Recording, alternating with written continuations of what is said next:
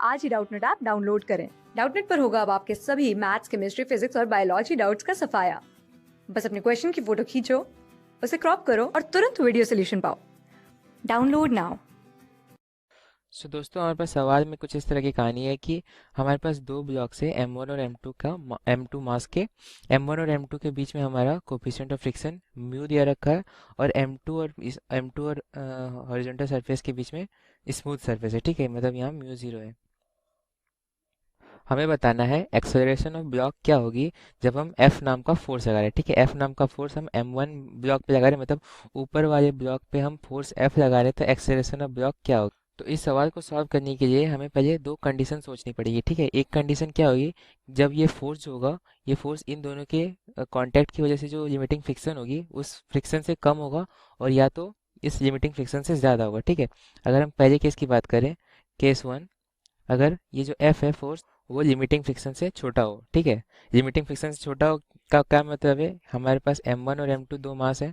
ठीक है, अगर M1 और M2 के बीच में रफ कांटेक्ट है, रफ कांटेक्ट है इसका मतलब यहाँ पे जो नॉर्मल आएगी M1 मास की, वो इसके वेट को बैलेंस करेगी। ठीक है, तो यहाँ पे जो फ्रिक्शन आएगा, अगर हम फोर्स इधर लगा रहे हैं तो फ्रिक्शन इधर जो आएगा उस पर लिमिटिंग वैल्यू जो हो जाएगी वो म्यू टाइम्स एन हो जाएगी। ठीक है, म्यू टाइम्स एन हो जाएगी। क्या मतलब है, म्यू टाइम्स एम जी हो जाएगी। ठीक है, इसका मतलब जो फोर्स है, हम फोर्स को म्यू टाइम्स एम जी लगा रहे हैं। एम यहाँ पे क्या है, M1G।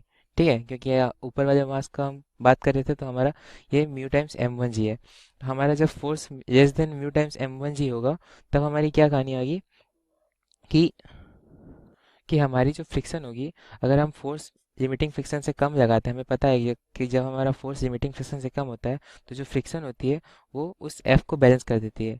ठीक है, जो फ्रिक्शन होती है वो उस एफ को बैलेंस कर देती है।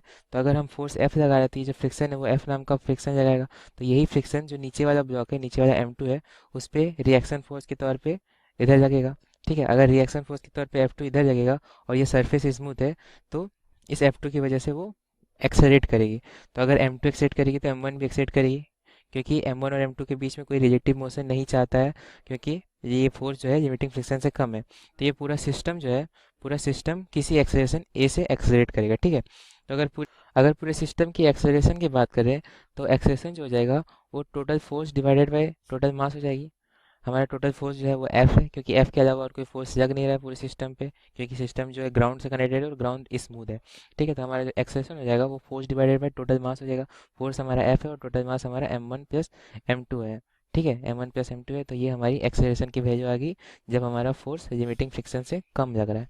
ठीक है, तो ये हमारा केस 1 हो गया। ठीक है, अगर हम दूसरे केस की अब बात करें, दूसरा केस अगर हम ले लें, केस 2, जब ये फोर्स जो है वो लिमिटिंग फ्रिक्शन से ज़्यादा लगेगा। ठीक है, अगर लिमिटिंग फ्रिक्शन से ज़्यादा लगेगा, इसका मतलब ऑब्वियस सी बात है, ये M1 और M2 के बीच में रिलेटिव मोशन होगा।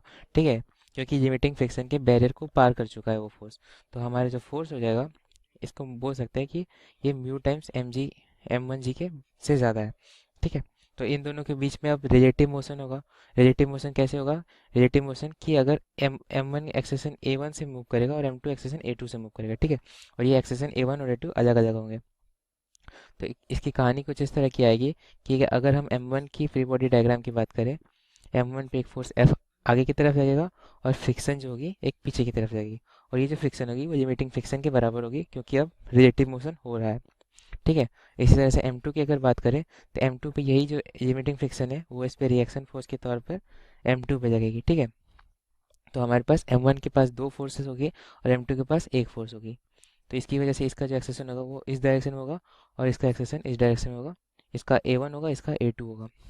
तो अगर हम दोनों की फोर्स के इक्वेशन के लिखें, दोनों ये जो दो दो चीज़ें हैं, M1 का फ्री बॉडी डायग्राम और एक M2 का है। ठीक है, तो इन दोनों के अगर फ्री बॉडी डायग्राम से हम फोर्स का इक्वेशन लिखना चाहें, तो हमारा क्या आ जाएगा, पहले का F minus F L is equal to M1 A1। ठीक है, यहाँ से जो A1 आ जाएगी, हमारी F माइनस FL/M1 आ जाएगी। ठीक है, F हमारा F है, F लिमिटिंग फ्रिक्शन हमारा FL जो कि है mu times M1G divided by M1।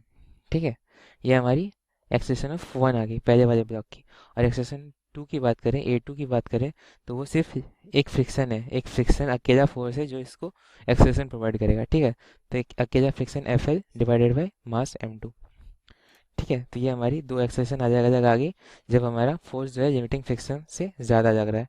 तो ये हमारी दोनों केस के लिए दो अलग अलग एक्सेलेरेशन आ गई। पहले केस में दोनों की एक्सेलेरेशन सेम होगी और दूसरे केस में दोनों की एक्सेलेरेशन अलग अलग होगी। एक हमारा ये होगा ऊपर वाले M1 मास के ब्लॉक की, और एक हमारा ये होगा नीचे वाले M2 मास के ब्लॉक की। ठीक है।